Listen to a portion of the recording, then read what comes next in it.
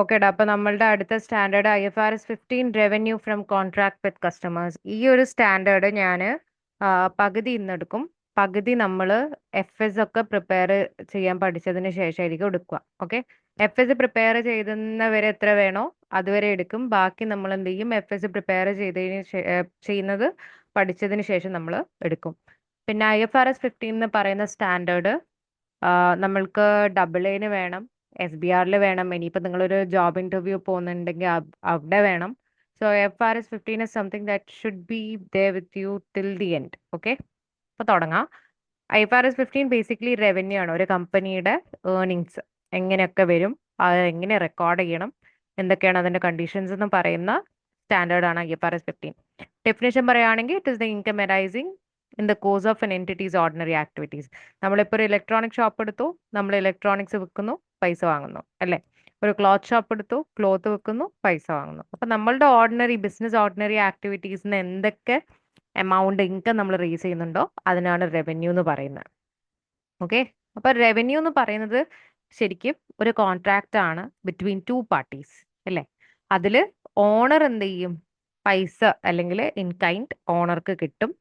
അതേപോലെ കസ്റ്റമർ എന്ത് ചെയ്യും? പേ ചെയ്യും അല്ലേ? അപ്പൊ കസ്റ്റമർക്ക് എന്തുണ്ട്?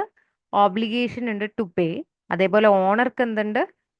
റൈറ്റ് ഉണ്ട് whether or not to give the asset അല്ലേ? അപ്പൊ it is an agreement between two parties that create unenforceable rights and obligation. Okay. ശരിക്കും പറഞ്ഞാൽ രണ്ടാൾക്കും റൈറ്റ്സ് ആൻഡ് ഓബ്ലിഗേഷൻസ് ഉണ്ട്. അതായത് ഇപ്പൊ നമ്മളൊരു ഗുഡ്സ് വിൽക്കുകയാണെങ്കിൽ അത് വിൽക്കണോ വേണ്ടോ എന്ന് തീരുമാനിക്കാനുള്ള കാര്യങ്ങൾ നമ്മൾക്കുണ്ട്. അതേപോലെ വിറ്റ് കഴിഞ്ഞാൽ അവരുടെ അടുത്ത് നിന്ന് ക്യാഷ് കിട്ടാൻ വേണ്ടിയിട്ടുള്ള റൈറ്റ് നമ്മളുടെ കയ്യിലുണ്ട് അല്ലേ? സെയിം വേ അവര് നമുക്ക് പേ ചെയ്ത് കഴിഞ്ഞാൽ ആ ഒരു ഗുഡ്സ് അവർക്ക് കൊണ്ടു കൊടുക്കണം എന്നുള്ള ഓബ്ലിഗേഷനും കൂടെ സെല്ലറുടെ മുകളിലുണ്ട്. സെയിം വേ ആണ് കസ്റ്റമേഴ്സിനും അല്ലേ? കസ്റ്റമർക്ക് സാധനം കയ്യിൽ കിട്ടിക്കഴിഞ്ഞാൽ പേ ചെയ്യാനുള്ള ഓബ്ലിഗേഷൻ ഉണ്ട്. ഇനിയിപ്പം പേ ചെയ്ത് കഴിഞ്ഞാൽ അത് കിട്ടാനുള്ള റൈറ്റ് ഉണ്ട്. സോ റൈറ്റ്സ് ആൻഡ് ഓബ്ലിഗേഷൻ രണ്ട് പാർട്ടിക്കും ഉണ്ട്. ഓക്കെ അല്ലേ? ഇനി കസ്റ്റമർ എന്താണ്? കസ്റ്റമർ എന്ന് വെച്ചാൽ ഏത് പാർട്ടിയാണോ ഒരു കോൺട്രാക്റ്റിൽ ഏർപ്പെട്ടിട്ട് എൻറ്റിറ്റിയുടെ അല്ലെങ്കിൽ ഫേമിന്റെ കയ്യിൽ നിന്ന് ഗുഡ്സോ സർവീസസ് വാങ്ങുന്നത് ഫോർ എ കൺസിഡറേഷൻ, അവരെയാണ് എന്ത് പറയുന്നത്? കസ്റ്റമർ എന്ന് പറയുന്നത്. A party that has contracted with an entity to obtain goods and services that are an output of entities or ordinary activities in exchange for consideration. ഇനി നിങ്ങൾ AA പെർസ്പെക്റ്റീവില് നിങ്ങൾക്ക് audit risk ഒക്കെ ആയിട്ട് വരാം. അതായത് കമ്പനിയുടെ IFRS 15 റെക്കോർഡ് ചെയ്യുന്നത് conditions meet ചെയ്തിട്ടാണോ അല്ലയോ എന്നൊക്കെയുള്ള ആ ഒരു തരത്തിലുള്ള ഓഡിറ്റ് റിസ്ക് AA ഉണ്ട്, AAA ഉണ്ട്. പിന്നെ അതേപോലെ ഈ സെയിം സാധനം നിങ്ങൾക്ക് SBRനും വേണം. ഓക്കെ അല്ലേ? ഇനി നമ്മൾ ഈ ഗുഡ്സ് സർവീസസ് കൊടുത്ത് കസ്റ്റമറുടെ കയ്യിൽ നിന്ന് പൈസ വാങ്ങുന്നു അങ്ങനെയൊക്കെ പറഞ്ഞു അല്ലേ? ഇനി ഈ ഒരു കാര്യം റെക്കോർഡ് ചെയ്യാൻ വേണ്ടി സർട്ടൻ ക്രൈറ്റീരിയ ഉണ്ട്, അല്ലെങ്കിൽ റൂൾസ് ഉണ്ട്. മെയിൻ ആയിട്ട് 5 ക്രൈറ്റീരിയ ആണ് സാറ്റിസ്ഫൈ ചെയ്യേണ്ടത് ഫോർ IFRS 15. 5 നിർബന്ധമായിട്ട് നിങ്ങൾ പഠിക്കേണ്ട കാര്യമാണ്. Never ever skip this lesson. Okay.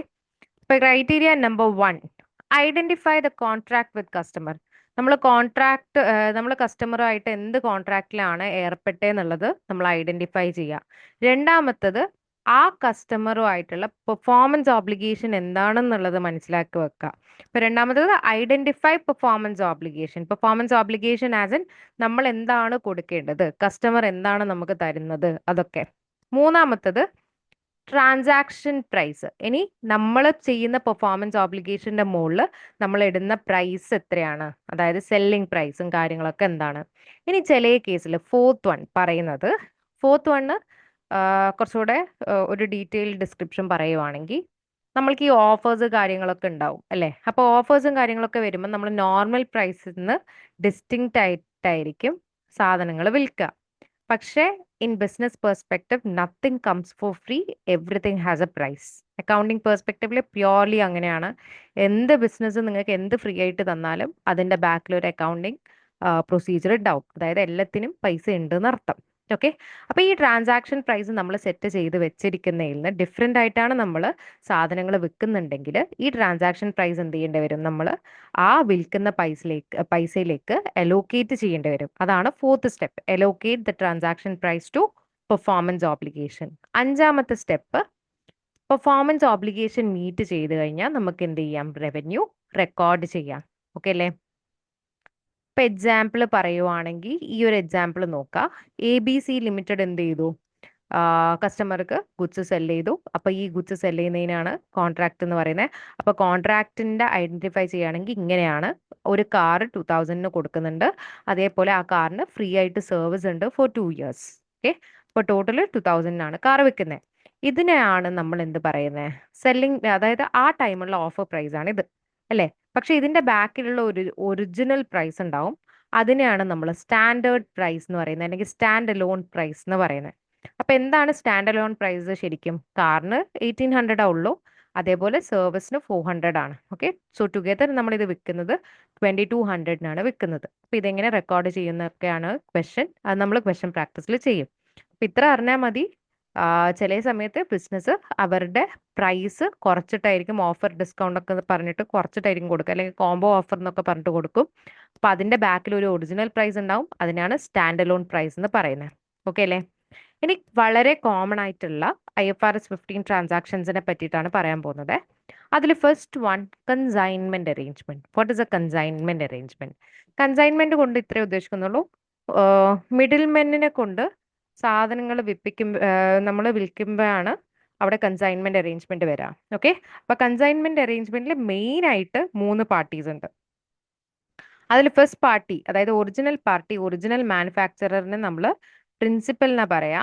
നടുക്ക് അവരുടെ ഗുഡ്സ് വിൽക്കാൻ വേണ്ടി സഹായിക്കുന്ന ആൾക്കാരെ നമ്മൾ ഏജന്റ് എന്നാ പറയാ.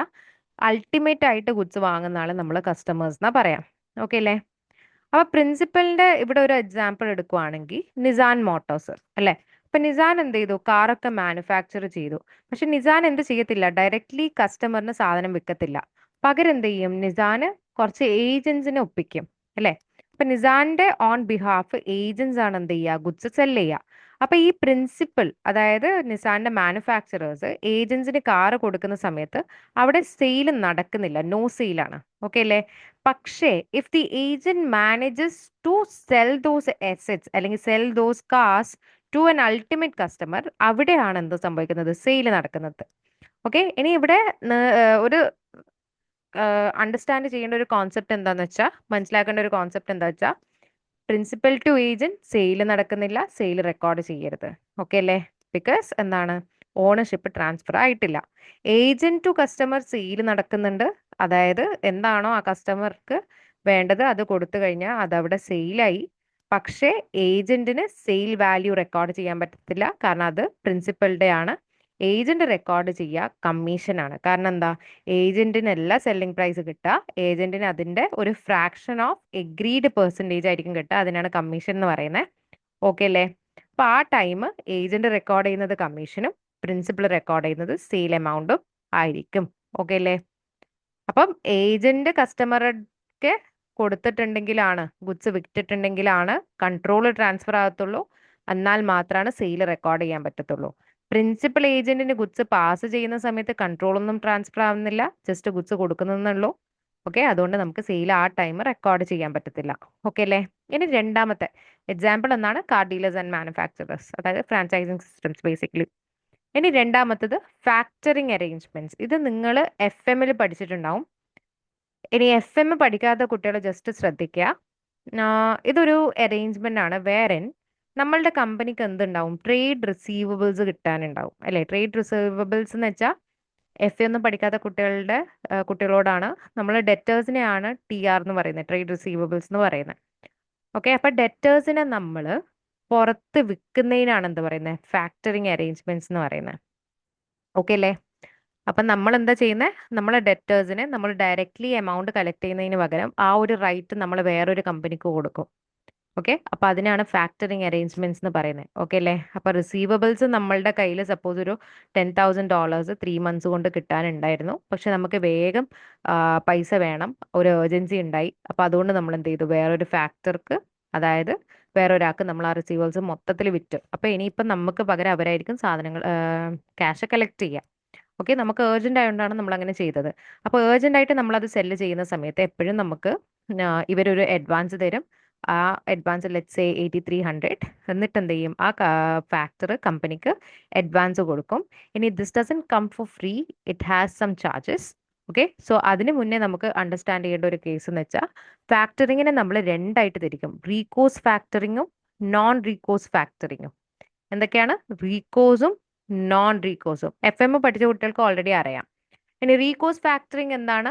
ബാഡ് ഡെപ്റ്റ് കമ്പനി ബെയർ ചെയ്യും, കമ്പനി എന്ത് ചെയ്യുന്നില്ല, ബാഡ് ഡെപ്റ്റിന്റെ റിസ്ക് ഫാക്ടർക്ക് ട്രാൻസ്ഫർ ചെയ്യുന്നില്ലെങ്കിൽ അതിനാണ് റീകോഴ്സ് ഫാക്ടറിങ് എന്ന് പറയുന്നത്. അപ്പൊ ഈ ഒരു കേസിൽ സെയിൽ നമ്മൾ റെക്കോർഡ് ചെയ്യത്തില്ല. ട്രീറ്റ്മെന്റ് എങ്ങനെയാണ്? ഇതിനെ നമ്മൾ സാധാ ഒരു ലോൺ ആയിട്ടാണ് ട്രീറ്റ് ചെയ്യുക. ഇവിടെ അസറ്റ്, വലിയ വലിയ അസറ്റ് ഒക്കെ വെക്കുന്നതിന് പകരം ട്രേഡ് റിസീവബിൾസ് വെച്ചു, അത്രേ ഉള്ളൂ. പണയം വെക്കുന്നത് ട്രേഡ് റിസീവബിൾസാണ്. ഇനി നോൺ റീകോഴ്സ് ഫാക്ടറിംഗ് എന്ന് പറഞ്ഞു കഴിഞ്ഞാൽ നമ്മൾ ഈ സാധനം വെക്കുമ്പം അതിന്റെ ബാഡ് ഡെപ്റ്റിന്റെ റിസ്ക്കും കാര്യങ്ങളൊക്കെ നമ്മൾ എന്ത് ചെയ്യും, ഫാക്ടർക്ക് ട്രാൻസ്ഫർ ചെയ്യും. അങ്ങനെയാണെങ്കിൽ റിസ്ക്കും റിവാർഡും ഒക്കെ ട്രാൻസ്ഫർ ചെയ്യുന്നുണ്ടെങ്കിൽ കൺട്രോൾ പോയി, അതിന്റെ അർത്ഥം അതൊരു പ്രോപ്പർ സെയിലാണ്. അപ്പം നമ്മൾ അത് എങ്ങനെയാണ് ട്രീറ്റ് ചെയ്യേണ്ടത്? നമ്മൾ അത് റിസീവബിൾസ് നിന്ന് എടുത്ത് മാറ്റും, ക്യാഷിലോട്ട് ആഡ് ചെയ്യും, ഗെയിൻ ഓർ ലോസ് എന്ത് ചെയ്യും, നമ്മൾ റെക്കോർഡ് ചെയ്യും. ഓക്കെ അല്ലേ? ഇനി അടുത്തത് sale and repurchase agreement. Okay, അപ്പൊ സെയിൽ ആൻഡ് റീപർച്ചേസ് എഗ്രിമെന്റ് എന്ന് വെച്ചാൽ നമ്മളൊരു അസറ്റ് വാങ്ങിച്ചു. ഓക്കെ, നമ്മളൊരു അസറ്റ് വാങ്ങിച്ചു, പക്ഷെ എന്തോ ഒന്ന് വന്നത് കാരണം, എന്തോ ഒരു കുറച്ച് തടസ്സങ്ങൾ കൊണ്ട് നമ്മൾക്ക് ആ അസറ്റ് എന്ത് ചെയ്യേണ്ടി വന്നു, വിൽക്കേണ്ടി വന്നു. ഓക്കെ, അപ്പൊ നമ്മളത് വിൽക്കുന്നതിന് പകരം നമ്മൾ എന്ത് ചെയ്തു, പുറത്ത് വിൽക്കുന്നതിന് പകരം നമ്മൾ എന്ത് ചെയ്തു, ബാങ്കിന് സെല് ചെയ്തു. ഓക്കെ, സപ്പോസ് അസറ്റ് ഒരു $10,000 ആണ്, നമ്മൾ ബാങ്കിന് എന്ത് ചെയ്തു, അത് 12,000 സെല്ല് ചെയ്തു, കമ്പനി എന്ത് ചെയ്തു, സെല്ല് ചെയ്തു. ഓക്കെ അല്ലേ? ഇതിനെയും നമ്മൾക്ക് രണ്ടായിട്ട് തിരിക്കാം. ഓക്കെ, അപ്പൊ ഡീൽ ഇത്രയേ ഉള്ളൂ. ബാങ്കിന് സെല്ല് ചെയ്യുമ്പോൾ നമ്മൾ പറയുവാണ് ആഫ്റ്റർ 2 ഇയേഴ്സ് നമ്മൾ എന്ത് ചെയ്യും, ബാങ്കിന്റെ കയ്യിൽ നിന്ന് അത് 12,000 നമ്മൾ വാങ്ങിക്കും. ഓക്കെ, ഒന്നുകൂടി തിരുത്തി പറയാണ്. നമ്മൾ എന്ത് ചെയ്തു, എസറ്റ് 10,000 നമ്മൾ ബാങ്കിന് വിറ്റു, എന്നിട്ട് നമ്മൾ തിരിച്ച് വാങ്ങുന്ന സമയത്ത് ബാങ്ക് പറയുവാണ് 12,000 നിങ്ങൾ തിരിച്ചു വാങ്ങേണ്ടത്. ഞാൻ ഒന്നും കൂടി കറക്റ്റ് ചെയ്യണേ, ഒന്ന് ശ്രദ്ധിച്ചോളണേ. ഞാനത് പെട്ടെന്ന് ഫോണിൽ എന്തോ മെസ്സേജ് വന്നപ്പോൾ നോക്കിപ്പോയി. ഓക്കെ, അപ്പൊ ശ്രദ്ധിക്കുക. അപ്പൊ എസറ്റ് ഉണ്ട്, എസറ്റ് നമ്മൾ ബാങ്കിലോട്ട് സെല്ല് ചെയ്യും. ആ സെല്ല് ചെയ്യുന്ന സമയത്ത് നമ്മൾ 10,000 സെല്ല് ചെയ്യുക. ഓക്കെ അല്ലേ? സെല്ല് ചെയ്യുന്ന സമയത്ത് 10,000 സെല്ല് ചെയ്യുന്നത്. പക്ഷേ ബാങ്ക് പറയും, പക്ഷെ ഈ സാധനം നമുക്ക് തിരിച്ചു വേണം. അപ്പൊ തിരിച്ച് വേണമെന്ന് പറഞ്ഞപ്പം ബാങ്ക് പറയും ഓക്കെ നിങ്ങൾ വാങ്ങിച്ചോ, പക്ഷെ ആ ടൈം നിങ്ങൾ എന്ത് ചെയ്യേണ്ടി വരും, 12,000 നമുക്ക് പേ ചെയ്യേണ്ടി വരുമെന്ന് ബാങ്ക് പറഞ്ഞു. അപ്പൊ ഇതാണ് ബാങ്കുമായിട്ടുള്ള ഡീല്. നമ്മൾ പുറത്ത് വിൽക്കുന്നതിന് പകരം ബാങ്കിനാണ് വിൽക്കുക. അപ്പൊ ബാങ്ക് നമ്മളോട് ഒരു ഡീല് വെച്ചു, ആഫ്റ്റർ 2 ഇയേഴ്സ് ഈ എസറ്റിന് നമുക്ക് എന്ത് ചെയ്യാം, 12,000 റീപർച്ചേസ് ചെയ്യാം എന്ന് പറഞ്ഞിട്ടൊരു ഡീല് വെച്ചു. ഓക്കെ അല്ലേ? അപ്പൊ ഈ ഒരു 12,000 നമ്മൾ വാങ്ങുന്ന കണ്ടീഷൻ രണ്ട് രീതിയിൽ നമ്മൾ തിരിക്കാൻ പോവാണേ. ഓക്കെ, സപ്പോസ് ഈ റീപർച്ചേസിങ്ങിന്റെ ചാൻസ് വളരെ ലോ ആണെന്ന് വിചാരിക്കുക. റീപർച്ചേസിന്റെ ചാൻസ് വളരെ ലോ ആണ്. അങ്ങനെയാണെങ്കിൽ ആ അസറ്റ് നമ്മൾ വിറ്റതുപോലെ തന്നെ ആയി. അപ്പൊ അസറ്റിൽ നിന്ന് അത് റിമൂവ് ചെയ്യുക. അതേപോലെ ക്യാഷ് അതിൽ നിന്ന് കിട്ടുന്ന ക്യാഷ് നമ്മൾ ക്യാഷ് ആൻഡ് ക്യാഷ് ഇക്വലൻസിൽ ആഡ് ചെയ്യുക. ഡിഫറൻസ് നമ്മൾ എന്ത് ചെയ്യും, ഗെയിൻ ഓർ ലോസ് ആയിട്ട് ട്രീറ്റ് ചെയ്യും. ഇനി സപ്പോസ് നമ്മൾ റീപർച്ചേസ് ചെയ്യുന്ന ചാൻസ് വളരെ ഹൈ ആണ്, നമ്മൾ എന്തായാലും അത് തിരിച്ചു വാങ്ങുന്നതാണെങ്കിൽ നമ്മൾക്ക് കിട്ടിയ എമൗണ്ട് ഉണ്ടാവുമല്ലോ ബൈ ദ സെയിൽ, അതിനെ നമ്മൾ ലോൺ റിസീവ്ഡ് ആയിട്ട് കണക്കാക്കും, ലയബിലിറ്റി ആയിട്ട് കണക്കാക്കും. അതേപോലെ അതിൻ്റെ കൂടെ 2 കൊല്ലത്തെ ഇൻട്രസ്റ്റ് എന്നുള്ള രീതിയിൽ ആ ഒരു 2,000 ആഡ് ചെയ്യും. ലോൺ എമൗണ്ട് ടോട്ടലി 12,000 ആയി 2 ഇയേഴ്സ്. ഓക്കെ അല്ലേ? അപ്പൊ അത്രയേ ഉള്ളൂ. ഇനി ഫോർത്ത് എന്ന് പറയുന്നത് ബിൽ ആൻഡ് ഹോൾഡ് അറേഞ്ച്മെന്റാ. ബിൽ ആൻഡ് ഹോൾഡ് അറേഞ്ച്മെന്റ് എന്ന് വെച്ചാൽ നമ്മൾ മെഷീൻ പർച്ചേസ് ചെയ്തു, പക്ഷെ പ്രശ്നം എന്താണ്, നമ്മൾ പറയും അല്ലെങ്കിൽ കസ്റ്റമർ പറയും നിങ്ങൾ അത് ട്രാൻസ്ഫർ ചെയ്യരുത്, നിങ്ങൾ എന്ത് ചെയ്യുക, അത് വെയർ ഹൗസിൽ തന്നെ കീപ്പ് ചെയ്യുക, പിന്നെ നമ്മൾക്ക് എന്ത് ചെയ്താൽ മതി, ട്രാൻസ്ഫർ ചെയ്താൽ മതി എന്ന് പറയും. അപ്പൊ അതിനെയാണ് ബിൽ ആൻഡ് ഹോൾഡ് അറേഞ്ച്മെന്റ് എന്ന് പറയുന്നത്. ഇനി ഫിഫ്ത് വൺ, വാറന്റി. വാറന്റി നമ്മൾ ഓൾറെഡി ഡിസ്കസ് ചെയ്തതാണ്. ഓക്കെ അല്ലേ? ഇനി IFRS 15 അതിൽ തന്നെ വരുന്നതാണ് construction contract, which we would do later on after preparing FS. Okay അല്ലേ? Okay, that's all guys.